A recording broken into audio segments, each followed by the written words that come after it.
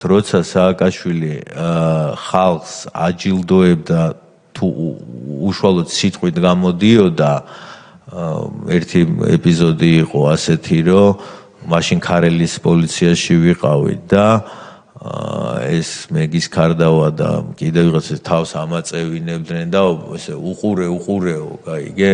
ჩართული ტელევიზორი ქონდას ჩართული ჩემთან ოთახში. რას უყურეო? სააკაშვილის გამოსვლას სიტყვით. და